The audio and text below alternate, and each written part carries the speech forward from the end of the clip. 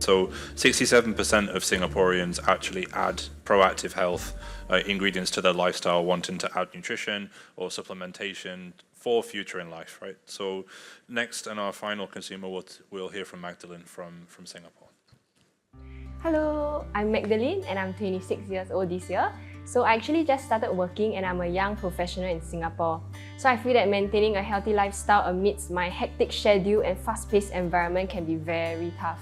So however, I actually started choosing to prioritize my health by trying to have balanced meals that include like whole grain, lean protein, lots and lots of fruits and vegetables. So to ensure that I have healthy options, I've started meal prepping. I also make it a point to do exercises in my daily routine, example, taking walks down the stairs from my house to the bus stop or going up to the office in order to stay active. So to manage my stress, I try to practice meditation, mindfulness and spend time outdoors. So the nearby parks and nature reserves are great for weekend hikes or runs, which I actually try to do weekly. So staying hydrated and getting enough sleep is very crucial for me to keep my energies level up. And I actually found out that it actually helps to support my immune system. So I feel that in order to maintain a healthy lifestyle and a work-life balance, it's very essential that I make time for relaxation, hobbies and spending time with my loved ones, especially my family members. So I realized that these small changes has actually helped me to feel more balanced and healthier.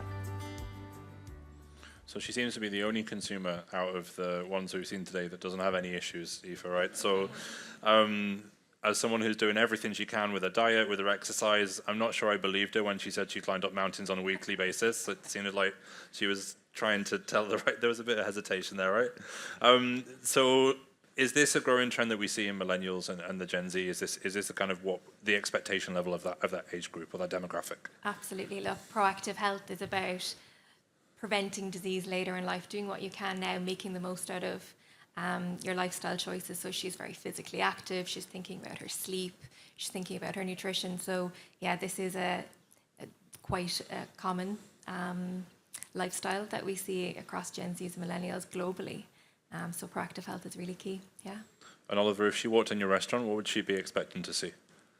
Yeah, well, I think there's a really compelling thing about this sort of generational gap here that I mean, we see it coincides with the lower alcohol consumption. We see it coincide with a lot of things.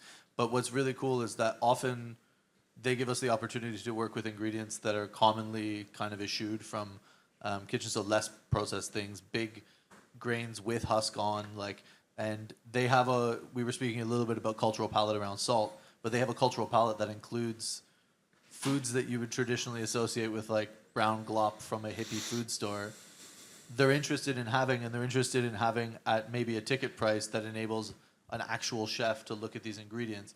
So what I'm hoping to see out of this movement sort of is a little bit more wisdom around their food choices, a little bit more intense focus on health, and then that translating into professional kitchens having those things as well. And that means that we have a wider ingredient palette to work with, and we maybe get consumers that were, serving being healthy and light on their feet as they walk out the door, instead of the traditional like, okay, you just had 20 courses, we finished you with chocolate and a cognac or something, and we're going to like roll you out the door into a taxi so you can go suffer at home after the meal. Yeah, I do think that they will change dining trends really significantly. And what do you think, so we talked about what they expect when they work in a restaurant. What do you think the trends are in this space in terms of restaurant and the food industry? So I think what's really rich is not what she said, right? Because I'm actually kind of connecting the dots. She's got a hectic lifestyle. She's got her meals planned, but equally she's out on the go a lot. So this consumer is really interesting to analyze, especially as a futurist, because what she really needs is not what she's verbalizing. And one thing she didn't mention is how many snacks she's having, right? And we do know that snacks with this particular age group is growing at a very high rate. So why is she excluding snacks? And for her, I think, she's actually looking at snacks as a fortitude to her diet. She's asking for snacks to have vitamin C or some kind of fortification and additions in order for her to not consider it as a unhealthy choice. And I think that's what's interesting about this consumer, is because she's, the question we always pose is whether or not this consumer will kind of let go of their meal times. Yet at the same time, you can see kind of her trying to balance what is traditionally wise in our food theory versus what she's actually doing in real life. So unpicking that, I think, just unpicking that and seeing what we can do within the space will give us lots of opportunity to play in portion sizes, in taste profiles, in experimentation, in premiumization, because she's experimenting, she's inventing her own diet.